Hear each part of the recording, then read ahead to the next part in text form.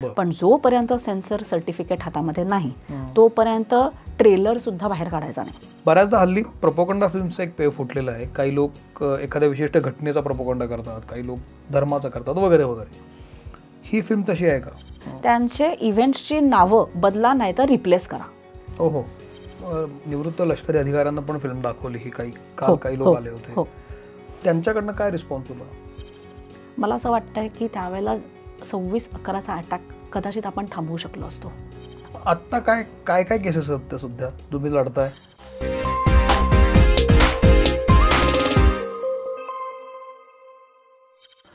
नमस्कार, मी सौमित्र बोटे. मित्रमणे लाईमलाईटमध्ये मी तुम्हा सगळ्यांचं स्वागत करतो. आज आपल्यासोबत आहेत प्रोड्युसर पल्लवी गुर्जर. मी तुमचं खूप स्वागत करतो पल्लवीजी. नमस्ते. फार महत्त्वाचा विषय आज आपण घेऊन आलो आहे, कारण सिनेमाच तसा येतो आहे आपल्याकडे. येत्या 10 जानेवारीला match fixing a nation at stake असा एक सिनेमा रिलीज होणार आहे. त्याच्या या प्रोड्युसर आहेत आणि फार महत्त्वाचा सिनेमा आहे. तो सिनेमा मी काल बघितला आणि त्यानंतरच आपण इथे बसलो आहोत. त्यामुळे मला याची खात्री आहे की अनेक महत्त्वाच्या प्रश्नांची उकल इथे होईल. तर तुमचं स्वागत. Match fixing a nation at stake हा सिनेमा एका वाक्यात बोलायचं तर कर्नल पुरोहित जे होते त्यांच्याबद्दल मालेगाव बॉम्बस्फोटची जी केस झाली त्या केसवर भाष्य करणारा सिनेमा आहे. त्या अनुषंगानं भगवा दहशतवाद अशी जी काही कॉन्सेप्ट मधल्या काळात राबवली गेली होती त्यावर हा सिनेमा बोलतो, थेट भाष्य करतो, अनेक मुद्द्यांना हात घालतो आणि म्हणून हा सिनेमा महत्त्वाचा आहे. अशा एका विषयात हात घालणं प्रोड्युसर म्हणून तुम्हाला का वाटलं की आपण ह्या आगीत हात घालावा? मी असं म्हणेन आपण कर्नल पुरोहितांना ह्याच्याबद्दल थोडंसं बाजूला ठेवूया. ह्याच्यामध्ये हात घालण्यामागचा मुख्य उद्देश असा होता की ही फिल्म बनवताना राष्ट्रप्रथम हा त्याच्या मागचा बेसिक इंटेन्शन होतं. आणि राष्ट्रप्रथम करताना जेव्हा हे काही भगवा आतंक नावाचा प्रकार मध्ये मध्ये होत गेला तेव्हा सॅफरन टेरर RVS मणींचं पुस्तक माझ्या हातामध्ये पडलं.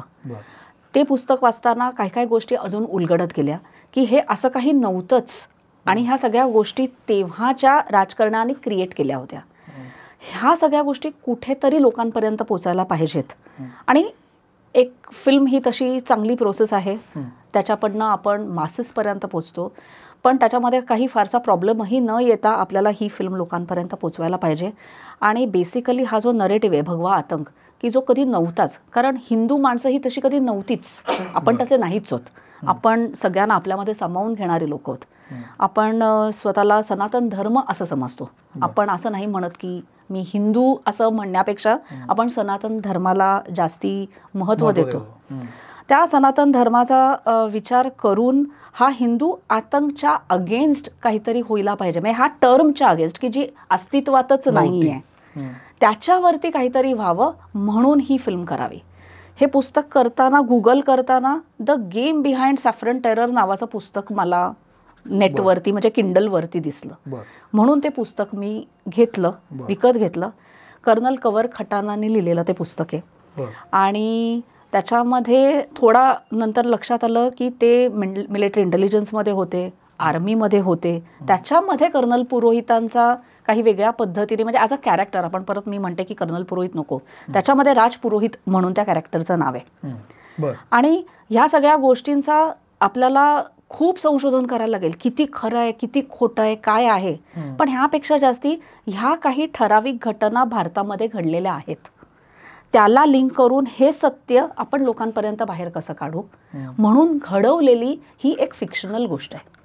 त्यामुळे आपण कर्नल पुरोहित ह्याच्यामध्ये नको म्हणूया. आपण असं म्हणूया की काही एक समझौता ब्लास्टचा अटॅक आपल्यावरती झाला, मालेगाव ब्लास्टचा अटॅक झाला, 26/11चा अटॅक आपल्यावरती झाला. ह्या 3 घटनांच्या मध्ये काय काय गोष्टी घडल्या किंवा काय काय गोष्टी घडल्या असाव्या असं एकत्र करून ही बनवलेली. 18% वोट का सवाल है जना. हेडलाइंस कुछ ऐसी भी तो हो सकती है. Hindu terror kills 44 innocent Pakistani citizen. ही फिक्शनल गोष्ट जर असेल तर मग ह्याच्यात लिबर्टी किती घेतली आहे आणि जे तथ्य आहेत ते किती वापरले? लिबर्टी खूप घेतली आहे. आणि तथ्य मी बोलले त्याप्रमाणे फक्त ह्या इव्हेंट्सचे हेच त्यातली खरी गोष्ट आहे. हे इव्हेंट्स झालेत हे महत्त्वाचं आहे. पण मग हे जे इव्हेंट्स घडले त्यावेळेला जे सत्ताधारी होते त्यांच्यावर थेट काही या सिनेमातून भाष्य झालेलं आहे की त्यांनी कशा पद्धतीनं क्रिएट केलं आणि ह्या सगळ्या गोष्टी आज पब्लिक डोमेनमध्ये अवेलेबल आहेत. बरं. त्या सगळ्या खऱ्या आहेत, त्या सगळ्या पब्लिक डोमेनमध्ये अवेलेबल आहेत. मी काहीच बोलत नाहीये. कोणीही त्या गोष्टींवरती गुगल करावं आणि त्या समोर अवेलेबल आहेत. बऱ्याचदा हल्ली प्रोपोगंडा फिल्मचा एक पेय फुटलेला आहे. काही लोक एखाद्या विशिष्ट घटनेचा प्रोपोगंडा करतात, काही लोक धर्माचा करतात वगैरे वगैरे. ही फिल्म तशी आहे का? नाही, मला नाही वाटत ही फिल्म कुठल्याही पॉलिटिकल पार्टीला सपोर्ट करते. मला नाही असं वाटत. मी बोलले त्याप्रमाणे राष्ट्र प्रथम आणि national security he is a pro national security film and it is a anti Hindu terror film. That is what I will say. म्हणजे ही जी 2 पुस्तकं वाचल्यानंतर तुमचा असा पूर्ण विश्वास पडला की भगवा दहशतवाद असा नव्हताच मुळात, तो कधीच नव्हता असं मला वाटतं. सगळेच हिंदू बोलतील. ही टर्मच नव्हती. ही सगळी ह्या लोकांनी घडवण्यात आणलेली टर्म आहे. आणि त्याच्यासाठी काय काय म्हणजे हे पुस्तक रेफर करण्यामागचं बेसिक कारण हे होतं की कवर खटाना इंटेलिजन्समध्ये होते. तिथे काय काय गोष्टी होतात ह्या त्यांना माहिती होत्या. आणि RVS मणींच्या पुस्तकामध्ये सुद्धा बऱ्याच गोष्टी बाहेर आलेल्या आहेत. फक्त त्या एका आपण जेव्हा म्हणू की फिल्ममध्ये स्टार्ट मिडल एंड पाहिजे त्या पद्धतीमधनं आणि त्याला एक प्रोटोगॉनिस्ट पाहिजे म्हणून आपण एक आर्मी कॅरेक्टर त्याच्यामध्ये आणलंय. परत ते कुठेतरी जे काही बाहेर चालू आहे त्याच्याशी ते रिलेटेड आहे नॅचरली. आणि सगळ्याच गोष्टी तशा आहेत असं नाहीये.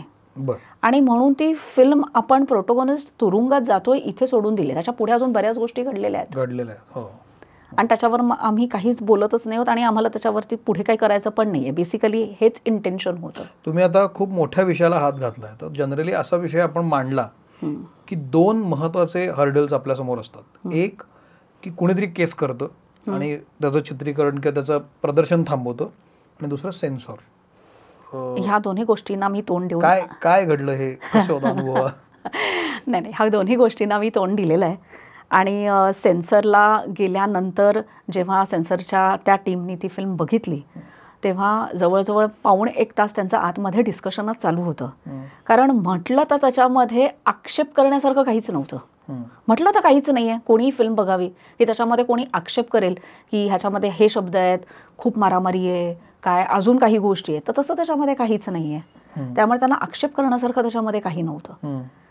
काही गोष्टी ॲज अ सिनेमॅटिक लिबर्टी घेतली होती. काही गोष्टी जेव्हा एखादी गोष्ट बनते तेव्हा त्याच्यामध्ये प्रोटोगॉनिस्ट आहेत तसे अँटेगॉनिस्ट आहेत. तर केदारने त्यांना तेच गोष्टी एक्सप्लेन केल्या की सर तुम्ही उद्या गब्बर सिंग असेल हे मला वाटतं केदार जास्ती चांगलं सांगेल. आणि आम्हाला तेव्हा तिथे हसायला आलं. सर आप ऐसा मत बोलो ना की अभी शोले में से गब्बर को ही निकालेंगे फिर वीरू क्या करेगा.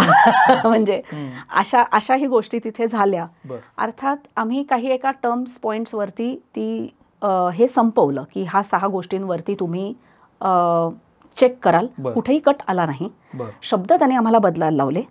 आम्ही ते मान्य केले. जे काय होतं ते आम्ही सगळं मान्य करून UA वरती हे होईल असं आम्ही थांबलो. आणि ते म्हणाले की आम्ही आता पत्र देऊ आणि मग हे सगळं करू. पत्रामध्ये 2-3 गोष्टी अजून आल्या. मग मला असं झालं की आता काय करू. हे आमच्याशी बोलण्यात नव्हतं आलं. कापायला नाही सांगितलं त्यांनी. कापायला नाही सांगितलं त्यांनी. एक केरला शब्द अजून थांबवला. मी म्हटले ठीक आहे केरला शब्द काढून टाकूया.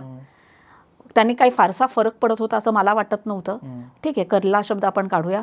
दुसरं त्यांनी सांगितलं की जे भारतामध्ये त्याच्याशी संलग्न जे रिअल कॅरेक्टर्स आहेत त्यांची कुठेही नावं येता कामा नयेत. तर मी म्हटलं तशी कुठेच आम्ही घेतलेलीच नाही आहेत. फक्त तुकाराम ओंबळ्यांना आम्ही रेफर केलंय. ते पण ॲज अ कॅरेक्टर आलेलं नाहीये आणि तेही पॉझिटिव्ह करेक्ट आणि पॉझिटिव्ह लाईटमध्ये दाखवलंय. म्हणजे आम्ही असं काहीच म्हणत नाही आहोत की असं आहे म्हणून. आणि दुसरं त्यांनी सांगितलं की तुम्ही जे इथे घडलेले रिअल इव्हेंट्स मुंबईत घडलेले कुठलेही फिल्म मध्ये जे वापरलेले इव्हेंट्स आहेत त्यांचे इव्हेंट्सची नावं बदला नाही तर रिप्लेस करा. असा त्याच्यामध्ये त्यांनी क्लॉज टाकला. त्याला मला प्रश्न पडला की आता ह्याला मी काय करू, कसं उत्तर देणार. तर मग शेवटी त्याला असं झालं कारण त्यांनी आम्हाला कुठले स्पेसिफिक TCR पॉइंट्स नाही सांगितले. त्यांनी इन जनरल हे बोलून टाकलं. मग मी पण त्यांना एक इन जनरल उत्तर देऊन टाकलं की भारतामध्ये खूप घटना घडल्यात. आम्ही फक्त फिल्मशी रिलेटेड जेवढ्या घटना आहेत तेवढ्याच फिल्ममध्ये वापरल्यात. त्याच्यावरती आम्हाला सेन्सर सर्टिफिकेट मिळालं. मग त्यांच्याकडून मी म्हणेन एक ट्राय मारला, जवळजवळ 1-1.5 महिन्याने आम्हाला हे आलं. आम्ही थांबलेलो आणि UFO माझी फिल्म डिस्ट्रीब्यूट करते आणि UFOनी मला हे पहिल्या दिवशी स्क्रीनिंग त्यांच्याकडे झाल्यावर सांगितलं की आम्ही ही फिल्म पुढे घेऊन जाऊ, पण जोपर्यंत सेन्सर सर्टिफिकेट हातामध्ये नाही तोपर्यंत ट्रेलर सुद्धा बाहेर काढायचा नाही. बरोबर. तोपर्यंत आपण पोस्टर सुद्धा बाहेर काढायचा नाही.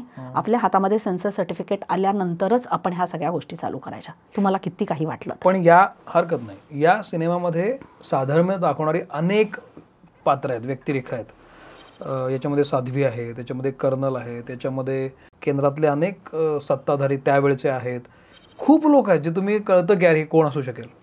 यांपैकी कोणाला दाखवली फिल्म, कोणी इच्छा प्रदर्शित केली बघायची? नाही. बरं.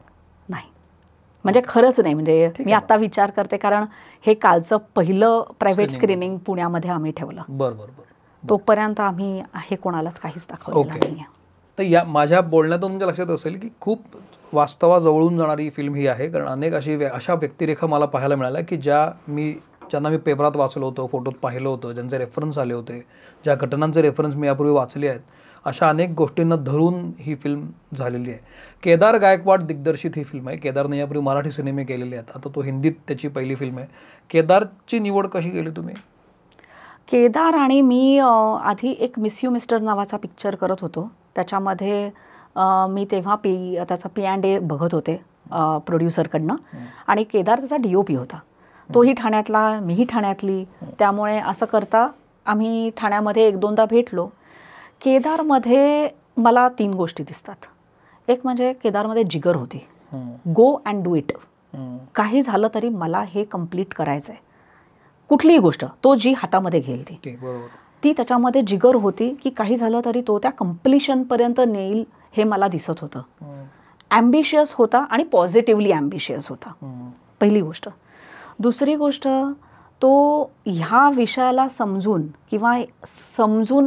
हा विषय पुढे नेऊ शकतो, हेही मला त्याच्यामध्ये दिसत होतं. 2 आणि 3, इतके वर्षांचा त्याचा अनुभव होता की आपल्याला जिगर असेल काय असेल तरीसुद्धा ॲक्च्युअल फिल्मिंग एक्झिक्युशन करणं, त्याचा जो DOPचा इतके वर्षांचा आणि मराठी मूवीचा जो डिरेक्शनचा अनुभव होता तो तगडा होता. तो तगडाच होता. त्यामुळे जेव्हा आम्ही सेटवर होतो तेव्हा त्याला मी फ्री हँड दिलेला, तुला जे करायचं ते कर. मी अख्खं प्रोडक्शन मॅनेज करत होते लोकांना, कारण जवळजवळ आमचे 138 कॅरेक्टर्स आहेत. खूप कॅरेक्टर. ह्या एवढ्या सगळ्या लोकांना तिथपर्यंत आणणं, हे सगळं काम माझ्यासाठी सुद्धा ॲज अ प्रोड्युसर फार मोठं होतं. एवढ्या सगळ्यांचे एवढ्या सगळ्यांना उभं करणं, तिकडच्या सगळ्या बाकीच्या सगळ्या गोष्टी मॅनेज करणं, सगळ्या लिगल वर्क्स कंप्लीट करणं, हे फार मोठं काम होतं. त्याला मी फ्री हँड दिलेला. इनफॅक्ट जो ट्रेनचा सिक्वेन्स आहे सुरुवातीचा, तर तेव्हा पण मी 12 तासासाठीच रेल्वे स्टेशन घेतलेलं. ते एक्सटेंड झालं पुढे, कारण ते रात्रीचं होतं आणि 12 वाजल्यानंतर त्यांनी दुसरा दिवस लावला. त्याच्यामध्ये माझे अजून काही पैसे गेले खरं तर, पण तेव्हा पण त्या गोष्टी पण मी केदारला कधी काही बोलले नाहीये किंवा असं नाही बोलले की हे तुझ्यामुळे झालं, कारण मला माहिती होतं तो जेन्युअनली ते काम करतोय. ते त्याच्या हातामध्ये नव्हतं, माझ्या बजेटमध्ये ते नव्हतं, पण त्याच्यामध्ये केदारनी जे काही काम केलंय, म्हणजे आज आम्ही जे काही शूटिंग करून आलोय किंवा जी फिल्म आहे ती ॲक्च्युली फक्त एवढूशी आहे, त्यांनी एवढं शूट केलंय. म्हणजे एक गाणं जे आम्ही टाकलंय त्याच्यासाठी आम्ही दल्लेरजींना बोलवलं, तर ते त्याला एका पद्धतीने की एखादा इंटेलिजन्स म्हणजे मिलिटरी इंटेलिजन्सचा ऑफिसर ही सगळी गोष्टी कशा जमा करतो, त्याच्यासाठी त्यांनी एक पद्धत केली. ते तो शूट करत गेला आणि शूट केल्यानंतर असं लक्षात आलं की हे फारच मोठं झालंय, हे आता फक्त बॅकग्राऊंड म्युझिकमध्ये टाकून होणार नाहीये आणि लोकांना ते कळणार नाहीये. म्हणून आम्हाला एक गाणं तिथे क्रिएट करावं लागलं नंतर, जे आमच्या स्क्रिप्टमध्ये तिथे गाणं नव्हतं. पण मग अशा काही गोष्टी होत गेल्या आणि ते या फिल्मसाठी चांगल्या होत गेल्या. म्हणजे कास्टिंग हा एक फार महत्त्वाचा फॅक्टर. तुम्ही जे कास्टिंग केलं सगळ्याचं, तो कारण खूप कास्टिंग आहे, खूप कास्टिंग आहे. कारण सिनेमा पाकिस्तानात घडतो, काश्मीरमध्ये घडतो, मालेगावात घडतो, मुंबईत घडतो, खूप लोकेशन्स आणि खूप कास्टिंग. मी टू बी व्हेरी प्रिसाईज, इस्तनबुललाही घडतोय, लंडनलाही घडतोय. हो, तर असे आहेत बरेच लोकेशन्स होते. मोठंच काम होतं हे सगळं करणं. त्याच्यामध्ये कारण त्याच्यामध्ये काय आहे की नुसते नगाला नग घेतला नाहीये तुम्ही, नाही, त्याला त्या कॅरेक्टरला बघितलं की तुम्हाला रिलेव्हन्स कळतो की कोणासारखं दिसतंय आणि ते तसं दिसतं कॅरेक्टर. त्यामुळे ते कास्टिंग अवघड होतं की तसंच पकडलं पाहिजे कॅरेक्टर. तरण बजाज आमचा कास्टिंग डिरेक्टर आहे, थँक्स टू हिम. त्यांनी अप्रतिम काम केलं कास्टिंग आणण्यामध्ये. आणि आमचे विजय शिखरे म्हणून मेकअप मन आहेत, त्यांनी जो काही मेकअप करून त्यांना तसं घडवलंय.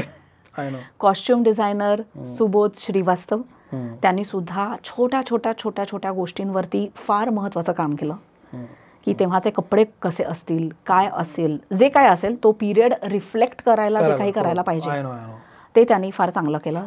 खूप कॅरेक्टर्स आहेत, म्हणजे याच्यामध्ये बेनझीर भुट्टो पण दिसतात तुम्हाला, हे पण दिसतात पाकिस्तानचे लष्कर प्रमुख परवेज मुशर्रफ पण खूप आहेत. म्हणजे परवेज मुशर्रफची मात्र गोष्टच आहे. मी थिएटरमध्ये काम केलं असल्यामुळे ह्या सगळे लोक माझ्या काही ओळखीचे होते. जशी ही फिल्म आता चालू करायची असं आम्ही ठरवलं तेव्हा आम्ही बसलो, मी आणि केदार, हा माझ्या ओळखीचा आहे, आम्ही त्यांचे सगळ्यांचे फोटो काढले आणि लावले की हा राज माझ्या ओळखीचा आहे, मनोज जोशी माझ्या ओळखीचे आहेत, किशोर कदम माझ्या ओळखीचे आहे. अशी खूप नावं आली तिथे की जे आपल्या ओळखीचे आहेत, जे आपल्यासाठी उभे राहतील, त्या सगळ्यांचा आम्ही एक बोर्ड बनवला. आणि नंतर ह्या कॅरेक्टरला कोण जाऊ शकतं, we started with Musharraf to be very. आम्हाला जसा फक्त हो मिळाला, पैसे पण नव्हते आले फायनान्सरकडनं, जसा हो आला तेव्हा गाडीतून येता ही गोष्ट माझ्यापेक्षा जास्ती मला वाटतं केदारच सांगेल. मी त्याला म्हटलं की मनोज जोशी आहेत, हा थांब पल्लवी, माझ्या डोक्यात काहीतरी एक आयडिया येते. त्यांनी लगेच डाउनलोड केला, मनोज जोशींचा फोटो डाउनलोड केला, मुशर्रफचा फोटो डाउनलोड केला, दोघांचा एक कोलाज बनवलं आणि मला म्हणाला बघ. तर हे होऊ शकतंय. बरं, अनुपम खेर माझ्या ओळखीचे आहेत, म्हणजे त्यांना आपल्याला कुठे वापरता येईल का, असे आम्ही सगळे काढत होतो की लिलित डुबेजींबरोबर मी काम केलंय, त्या कुठे काही फिट होऊ शकतील का. तर आणि आपल्या बजेटमध्येही काय बसेल, म्हणजे हा पण एक महत्त्वाचा भाग होता की बजेटमध्ये काय बसेल आणि इथे फिट कोण होत आहे. असं करत आम्ही ते करत गेलो. पण मला वाटतं देवाच्या कृपेने ना अशा एक गोष्टी होत गेल्या. जनरली आता फिल्म रिलीज होती आहे, आता कोणी काही हर्डल आहे का कुठला सिनेमा रिलीज होण्यामध्ये? मला वाटतं मला फक्त वेळ कमी पडतोय. ॲज अ सिंगल प्रोड्युसर ह्या सगळ्या गोष्टी मॅनेज करणं हा माझ्यासाठी प्रॉब्लेम आहे. दुसरी गोष्ट, पल्लवी आहे ना, पल्लवी कायच करेल किंवा पल्लवी असं काही करेल हे कदाचित लोकांना वाटत नाही आहे की म्हणजे ॲज अ थिएटरमध्ये उद्या मी एखादं नाटक प्रोड्यूस केलं असतं तर ते लोक एक्सपेक्ट आणि इमॅजिन करू शकत होते. पण अशी एखादी फिल्म मी प्रोड्यूस करीन असं लोकांना वाटत नसेल किंवा माझ्याही आजूबाजूच्या लोकांना वाटत नाही आहे. तर मला वाटतं तो माझ्यासाठी आज मोठा हर्डल आहे. कारण लोक कदाचित मी हे करू शकीन असं त्यांना वाटत नाही आहे आणि त्यामुळे त्याला ते प्रतिसाद देत नाही आहेत. मे बी फिल्म रिलीज झाल्यावरती देतील, कारण मी काय करून ठेवलंय हे त्यांना माहिती नाही आहे. हा मला असं लक्षात आलं की तुम्ही काही निवृत्त लष्करी अधिकाऱ्यांना पण फिल्म दाखवली, ही काही लोक आले होते, त्यांच्याकडनं काय रिस्पॉन्स होता? मला कालच्या नंतर कोणी फारसे भेटले नाही आहेत, मला कळेल. पण मला वाटतं की मला नेगेटिव्ह रिस्पॉन्स तिथे तरी काही दिसला नाही आहे. सगळ्यांना आवडलाय. आणि आमच्याबरोबर हेमंत अल्लूवालिया म्हणून मिलिटरी कन्सल्टंट आम्ही फुल टाईम ठेवले होते. ते ड्युरिंग म्हणजे आमचं जेव्हा सगळी स्क्रिप्टिंग प्रोसेस चालू होती तेव्हा पण होते. तेव्हा ते कॉस्ट्युम डिझायनर बरोबर, सेट डिझायनर बरोबर कुठल्या गोष्टी तिथे ठेवायच्या, हां, आणि तिथे काय दिसलं पाहिजे, काय नाही दिसलं पाहिजे, ह्या सगळ्या गोष्टींबरोबर आणि अख्ख्या शूटिंग प्रोसेसमध्ये ते आमच्याबरोबर होते. म्हणजे ती टोपी अशीच पाहिजे का, तो बॅच असाच पाहिजे का, ह्या सगळ्या गोष्टींवरती ते नजर ठेवून होते. त्यामुळे त्याची ती ऑथेंटिसिटी मला वाटतं जास्ती दिसतीये. आणि त्याच्यामुळे मला असं बऱ्याच जणांनी तेव्हा सांगितलेलं की ती आर्मीवरची फिल्म आहे, त्याचे प्रोटोकॉल्स असतात, ते तसं नाही दिसलं तर आर्मीवालेच त्याचा गोंधळ घालतात. आणि बरोबर सुद्धा आहे. आणि ॲज अ लेमन आपल्याला माहिती नसतात एवढ्या सगळ्या त्यांच्या गोष्टी. तर ते असल्यामुळे किंवा एखादा सीनमध्ये असा एंड आहे त्यामुळे नाही सीओ असं करत नाही, हां, म्हणजे बोलताना डायलॉग असं नसतो, साहेब नाही म्हणत, सर म्हणतो, म्हणजे अशा काय गोष्टी त्यांनी आम्हाला गाईड केल्या. ते प्रत्येक ठिकाणी होते. केदार त्यांचं ऐकत गेला, सेट डिझायनर ऐकत गेला. आर्मीच्या सगळ्या जे बॅचेस वगैरे होते ते त्यांनी दिल्लीहून जिकडे कुठे ते बनतात तसे ते सगळे स्पेशल मागवून घेतले. पण ही फिल्म करताना जेव्हा स्क्रिप्टिंग झालं तेव्हा तुम्हाला असं वाटलं ना एकदा पूर्वी त्यांना भेटावं किंवा त्यांचा कन्सल्ट करावा, त्यांच्याकडनं आणखी काही इनपुट्स घ्यावेत? की भेट झाली होती? भेट नाही झाली त्यांच्याबरोबर. कारण काय होतं, मग त्यांच्या आयुष्यातल्या गोष्टी इथे पडत राहतील आणि त्याचा इम्पॅक्ट कुठेतरी फिल्मवर होईल. त्याच्यापेक्षा हे एक फिक्शनल कॅरेक्टर आहे, आपण त्या फिक्शनला धरूनच पुढे जाऊया आणि जे आपल्याला दाखवायचं आहे ते काय आहे आणि त्यांच्यावर काय काय झालंय ते आपल्याला माहितीच आहे. जे माहिती आहे आणि जे काही सगळं बाहेर पब्लिक डोमेनमध्ये अवेलेबल आहे त्याच सगळ्या गोष्टी. आणि खटाना किंवा आर्मीमधल्या लोकांकडनं त्यांच्या बाकीच्या प्रोफेशनल डिटेल्स कळतच होते की ते ह्या वेळेला मेजर होते किंवा त्या काही गोष्टी जर का वापरायच्या असतील तर त्या तशा छोट्या छोट्या एक्झिक्यूट झालेल्या आहेत. त्यामुळे सिनेमा केल्यानंतर, सिनेमा पूर्ण बघितल्यानंतर ओव्हरऑल सिस्टीम बद्दल किंवा आपल्या देशात चाललेल्या पॉलिटिक्स बद्दल तुम्हाला काय वाटतंय? मला असं वाटतंय की त्यावेळेला 26/11चा अटॅक कदाचित आपण थांबवू शकलो असतो आणि तेच ह्या फिल्ममधनं दाखवण्याचं माझं बेसिक इंटेन्शन आहे. आणि हे आपल्या ह्या अख्ख्या जनरेशनला कळलंच पाहिजे की त्यावेळेला काय झालं होतं. 26/11चा जो इन्सिडन्स आहे त्याच्या आधीचे जे काही तुम्ही स्क्रीन प्ले आहे की ती फाईल सबमिट झाली होती आणि ती फाईल वाचली गेली नाही आणि ती फाईल अशीच कुठेतरी टाकली गेली, ह्या फॅक्ट्स आहेत की लिबर्टी आहे? ही लिबर्टी आहे. काही तेवढ्या गोष्टी पण इंटेल होता. ओके, इंटेल होता. परत तो म्हणून ते नंतर त्या डायलॉगमध्ये वापरलाय की हा इंटेल होता पण ते ह्या मॅग्निट्यूड पर्यंत जाईल असं वाटलं ना, असं त्यांना वाटलं नव्हतं. त्यांना हा इंटेल नक्कीच होता की काहीतरी होतंय पण ते, आणि हे पण सगळं अवेलेबल आहे, हे सुद्धा सगळं अवेलेबल आहे. ओके, जाता जाता शेवटचे 2 प्रश्न विचारतो. सिनेमा हे खूप महत्त्वाचं मीडियम आहे लोकांना एज्युकेट करायचं किंवा इन्फॉर्म करायचं. ही फिल्म लोकांनी का बघावी असं तुम्हाला वाटतंय? मला वाटतं तेव्हा काय झालं हे त्यांना कळायला पाहिजे म्हणून त्यांनी ही फिल्म बघावी. पॉलिटिकल कॉन्स्पिरसी म्हणून ही फिल्म बघावी की हे सगळे लोक व्होट बँकसाठी काय काय करू शकतात आणि ह्याला आपण बळी पडलं पाहिजे का नाही बळी पडलं पाहिजे ह्याच्यासाठी ही फिल्म बघावी. माझं म्हणणं देशासाठीच फिल्म बघावी, कुठल्याही आर्टिस्टसाठी किंवा डिरेक्टरसाठी किंवा प्रोड्युसरसाठी ही फिल्म न बघावी. स्वतःसाठी आणि राष्ट्रासाठीच ही फिल्म बघावी. उद्या या फिल्मवर समजा पलीकडच्या पक्षातल्या किंवा त्या विचारसरणीच्या लोकांनी आक्षेप त्यांच्याकडून काय आलं नाही, त्यांच्यापर्यंत अजून कदाचित पोचलं नाहीये. आणि मी जसं बोलले की जशा कोर्टच्या केसेस पडल्या तेव्हा आम्ही ही लिगल टीम रेडी केली होती की ह्याच्यावर आक्षेप येऊच शकतो. आम्हाला असं वाटलं होतं की फिल्म रिलीज झाल्यावर हे आक्षेप येतील. त्यामुळे आम्ही त्या तयारीमध्येच होतो. हा, फुल फोर्स हो. इकडे मुंबईमध्ये एक टीम रेडी आहे, दिल्लीमध्ये एक टीम, आम्ही लिगल टीम रेडी करून त्यांचा सगळा रिसर्च करून की हे असेल तर आपण काय करायचं ह्याच्यासाठी आम्ही तयारी केली होती. पण ट्रेलर रिलीज झाल्यानंतर NIA कोर्ट आणि हे असं रिट पिटिशन्स पडतील हे आम्हाला अजिबातच अपेक्षित नव्हतं. हे अजिबातच अपेक्षित नव्हतं. हे माझ्यासाठी शॉक होता. आता काय केसेस आहेत त्या सध्या तुम्ही लढताय? नाही, केसेस सगळ्या पार झालेल्या आहेत आणि मला असं वाटतं तेही देवाकृपेने सॉल्व्ह झालेल्या आहेत की आता जेव्हा रिलीज होईल तेव्हा त्या सगळ्या कोर्ट ऑर्डर्स एवढ्या फर्मली माझ्या बाजूनी आहेत की आता रिलीजला आणि त्याच्या पुढे त्याला काही प्रॉब्लेम येऊ नये. ओके, शेवटचा प्रश्न विचारतो. आत्ता सिनेमा रिलीज करण्यासाठी पोषक वातावरण आहे असं तुम्हाला वाटतं? बिकॉज ऑफ सत्तेमध्ये जे सरकार आहे, महाराष्ट्रात जे सरकार आहे, जे हिंदुइझमच्या पाठीशी उभं राहत आहे, त्याच्यामुळं थोडंसं पोषक वातावरण असं वाटतं? हो, नक्कीच. आणि ते नसतं तरी सुद्धा कदाचित मी केलं असतं. हे देवाच्या कृपेने मी केलं असतं. वा, मला वाटते की हा सिनेमा एक महत्त्वाचा सिनेमा आहे कारण अनेक गोष्टी यातून कळतात. जसं मी आमच्या बोलण्यातनं अनेक कॅरेक्टर्स आली, अनेक घटना आल्या, त्या घटनांभोवती हा सिनेमा फिरतो आणि खरं धाडस आहे. म्हणजे सिनेमा प्रोड्यूस करताना इतक्या मोठ्या लेवलवर तो करणं हे तुमचं धाडस आहे आणि तुमचं कौतुक त्याबद्दल की तुम्हाला असं काही मांडू वाटतंय. 10 जानेवारीला रिलीज कुठे होतोय हा? कसा ओव्हरऑल पूर्ण ऑल ओव्हर इंडिया होतोय. ऑल ओव्हर इंडिया होतोय. अजून UK US पर्यंत माझं बजेट नाही आहे. पण बघूया काय होतं पुढे. बरं. पण इंडियामध्ये, अख्ख्या इंडियामध्ये UFO रिलीज करताय. झी म्युझिक माझं म्युझिक पार्टनर आहे. बाकी मी इंडिव्हिज्युअली ही अख्खी फिल्म झेललेली आणि पुढे घेऊन जाते. वा. सिनेमावर आता अगदी खर्च विचारतो, पण मला सुचला तो आता, सिनेमातलं जे मुख्य कॅरेक्टर आहे अविनाश